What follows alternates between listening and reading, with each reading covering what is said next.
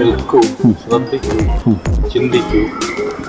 പുറമേ സുന്ദരവും ശാന്തവും എങ്കിലും നിരവധി ജീവനുകൾ ഈ നദിയിൽ പൊലിഞ്ഞിട്ടുണ്ട്. അടുത്ത ആള് നിങ്ങൾ ആകരുത്. ലഹരി വസ്തുക്കൾ ഉപയോഗിച്ച ശേഷം ജലാശയങ്ങളിൽ ഇറങ്ങരുത്. മനുഷ്യജീവൻ വിലപ്പെട്ടതാണ്.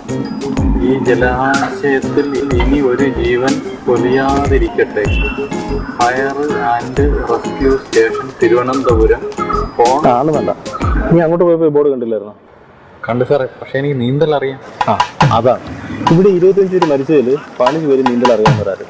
പരിചയമില്ലാത്ത വെള്ളത്തിൽ എത്ര നീന്തൽ അറിയാമെന്ന് ചാടും. അതുപോലെ വെള്ളത്തിന്റെ മുകളിൽ നോക്കിക്കഴിഞ്ഞാൽ അടിയിലുള്ള ചുഴിയും പാറക്കെട്ടൊന്നും കാണാൻ പറ്റില്ല. അതിൻ്റെ ഇടയിലൊക്കെ പെട്ട് കഴിഞ്ഞാൽ പോക്ക് തന്നെ.